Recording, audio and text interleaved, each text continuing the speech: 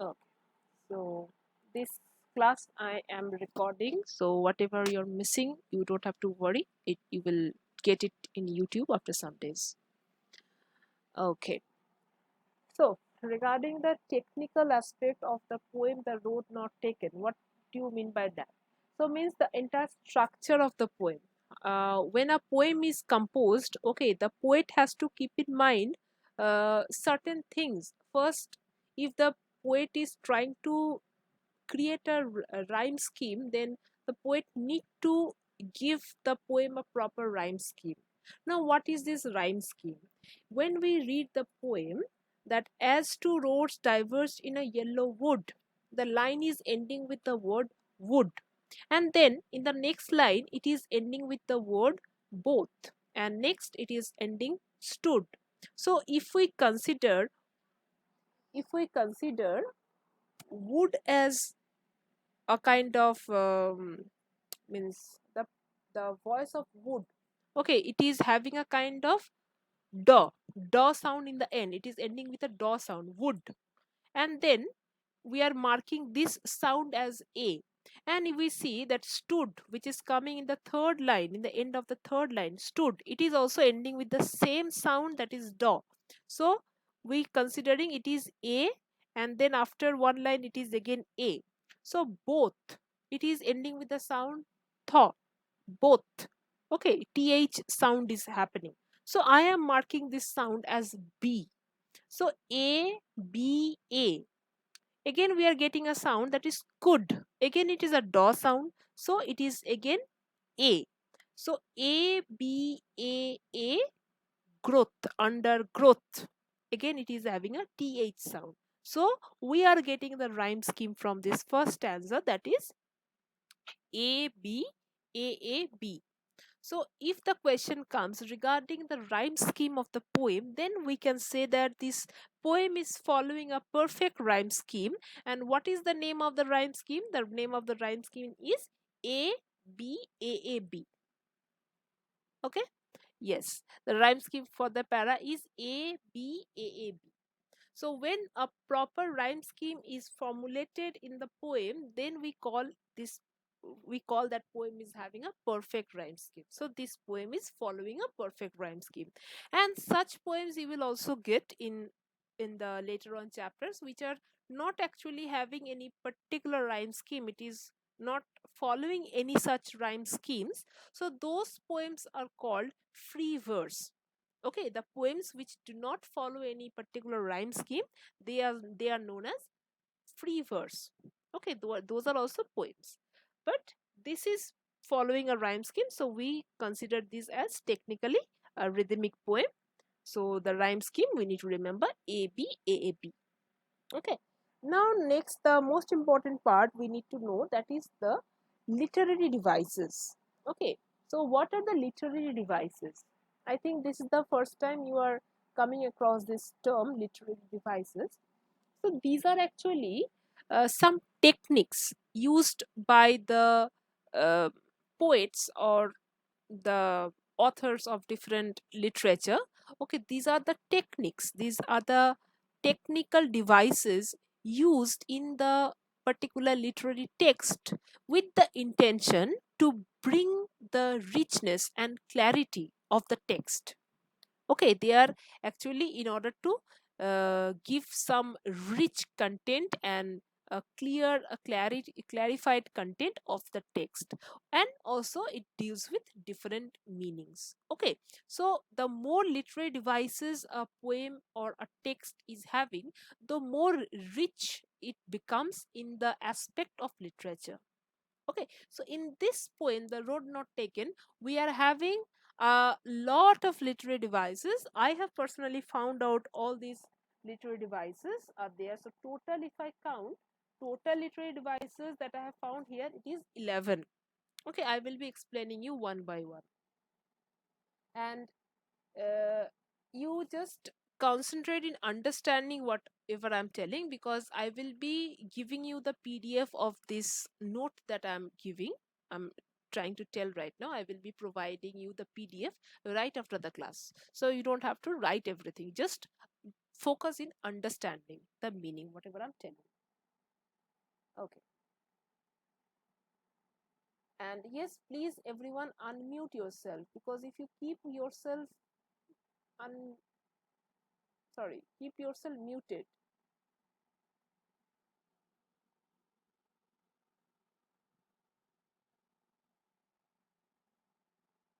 Oh, thank you. So let us start with the first literary device, that is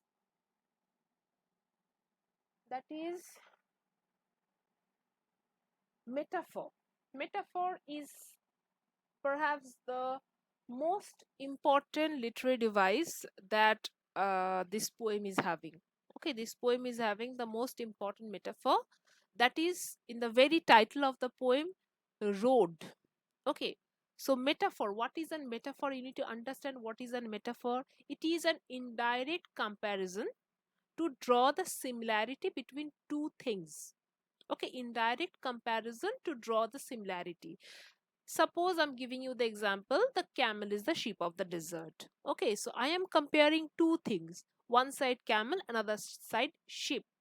Okay, so what exactly I'm trying to convey through this metaphor? I'm trying to convey that a sheep over the ocean water, over the sea water, it floats very smoothly, it floats with an ease. Okay, in that similar ease of access, okay, with the similar easiness, the camel is also able to provide while the camel is accessing over the desert, over the sand. So I am putting a similarity between the camel and the sheep by referring it as the sheep of the desert. So, in this way, we are getting the idea of what is a metaphor. This is a comparison, okay, indirect comparison, not directly. Direct comparison means like he is as wise as an owl. So, I'm directly comparing that person to an owl, okay, in terms of being wise. So, it is not the direct comparison, it is an indirect comparison which we need to understand, okay. So the first metaphor that is predominant in this poem, that is road. Road is the very important metaphor. So what is the road compared to? Road is compared to the life's way. Okay, a person is having a life. Okay, the life is like a journey. It is just like the road. Okay, so road is compared to life, life's way. Next metaphor that is used related to this road is the forging of the road, is the fork of the road, means the road which is diverting into two direction, which is getting divided into two ways. Okay, this is again a metaphor. This metaphor stands for the choices of life. Okay, all the options that we have in our life, that is indicated by this metaphor. And the next metaphor that we can get from this text, that is yellow wood. Okay, yellow wood. In the very beginning of the uh, poem, two roads diverged in a yellow wood. So yellow wood is another metaphor. It is standing for the transitory stage of life, the time of life when a person has to make some hard decisions. Okay, it also refers to the hard times. Okay, now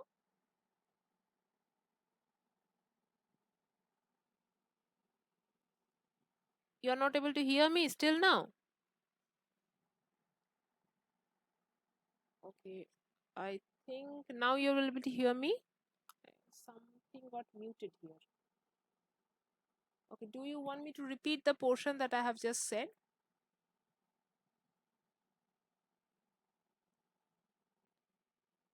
The next metaphor that, sorry, the next poetic device that we are getting is imagery. Okay, imagery is another device. It is a technique where, with the use of word, the creator of the literary text uses the word in such a way that it creates a kind of picture in front of our eyes. Okay, we are able to feel things through our five. Either we can hear or we can smell. Okay, we suppose there is a description of any fragrance, so we also get, while reading the text, we also feel like as if we are getting that particular fragrance. So creating the things with the five senses is called imagery. So here one imagery is used, that is visual imagery.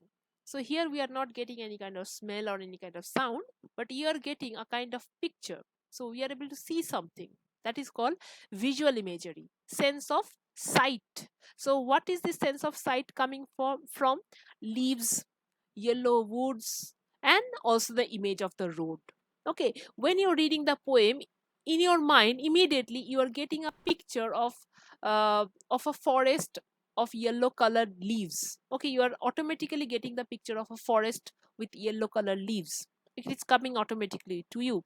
Also you are getting the road, the picture of a road, and how the road can get diverged into two direction. So immediately a picturization is happening in your mind. So that is because of this technique of visual imagery. Okay, this is the second, poetic device or literary device. Next is simile.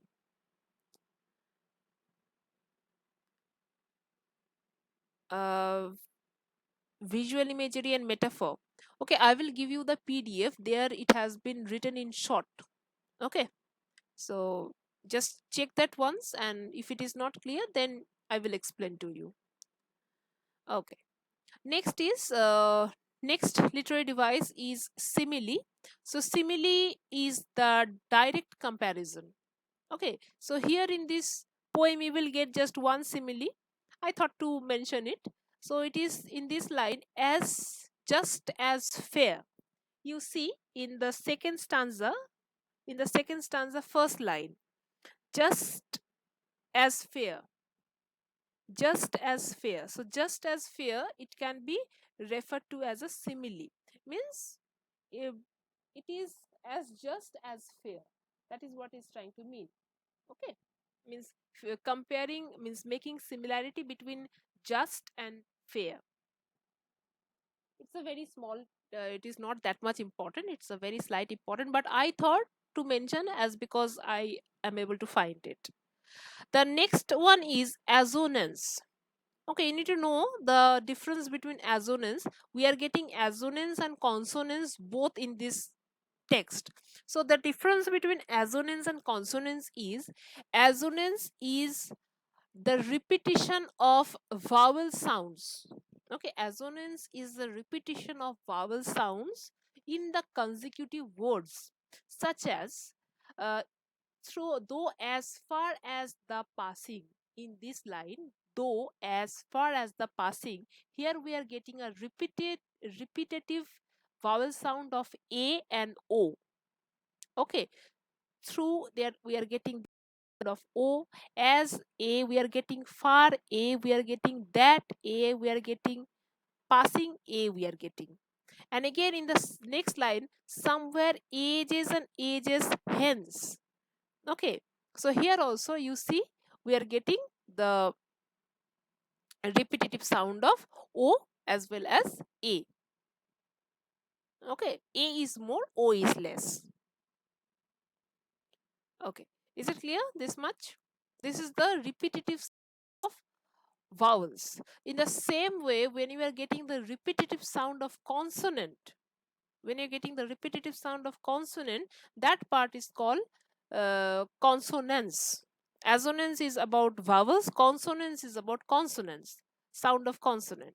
So here you're getting the sound of consonant, like in the line, two roads diverging in a yellow wood.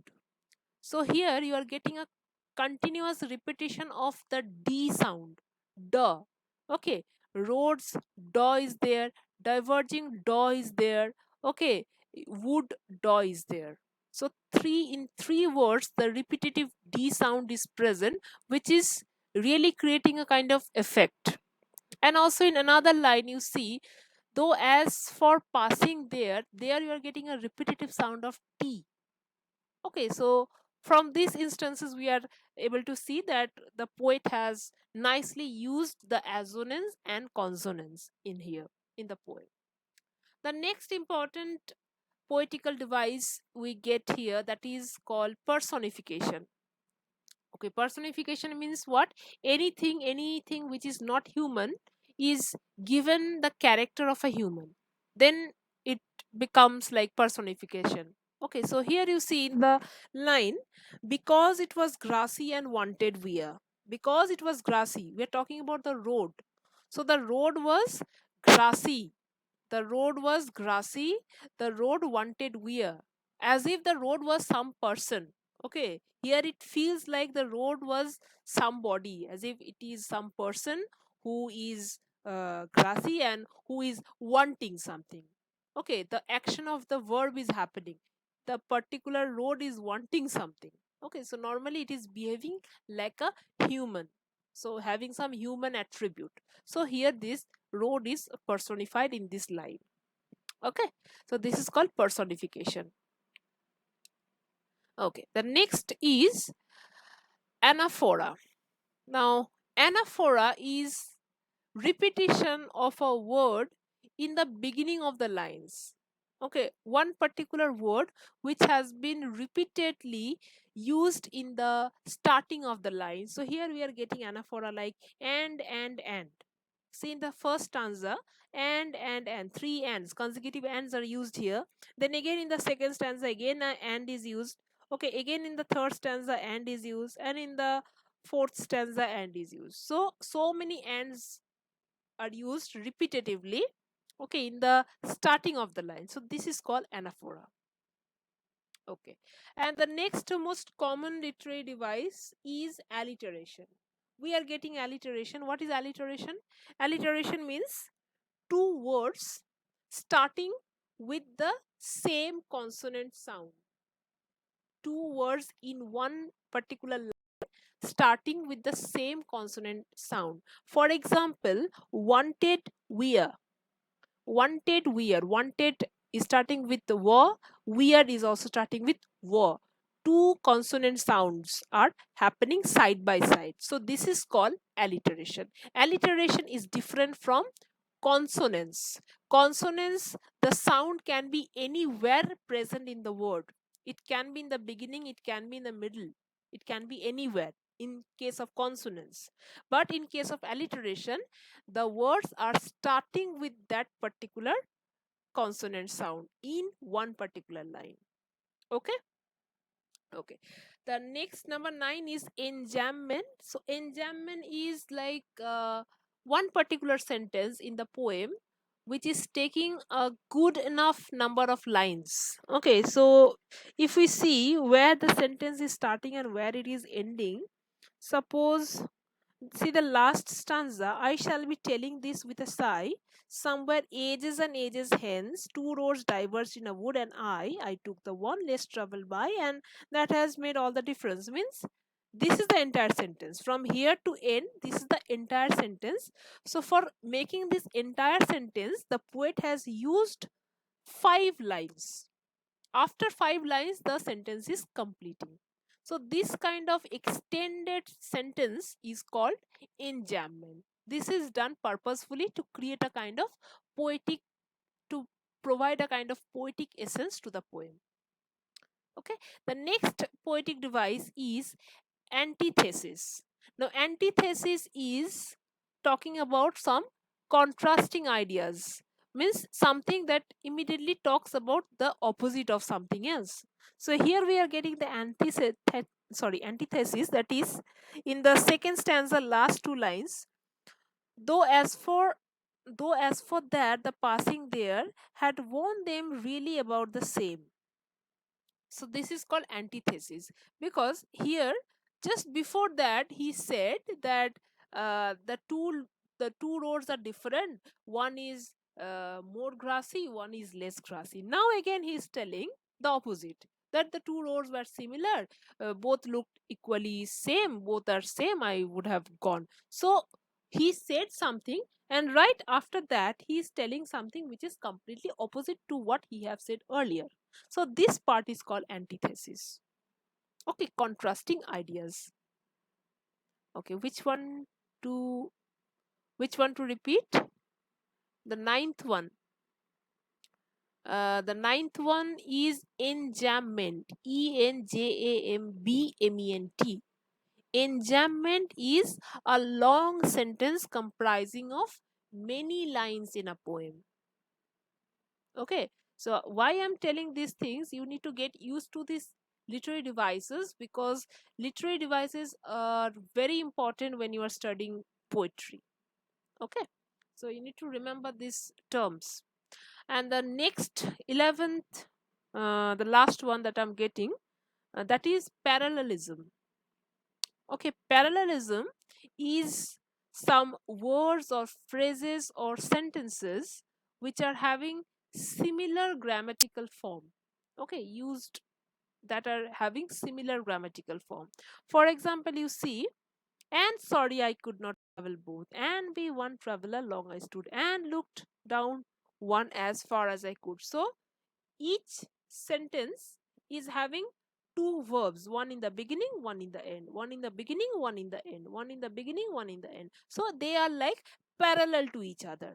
So this is called parallelism. Okay, having the same grammatical structure with different meaning. Okay. Okay. Which notebook you have to make for English? You have to make a long type of notebook for English. Okay, so we have come to the end of the class, and I will provide whatever I have given the explanation today. I will provide the entire thing in form of a PDF, so you can understand that very well. Okay, if you have any doubt, you can ask me now.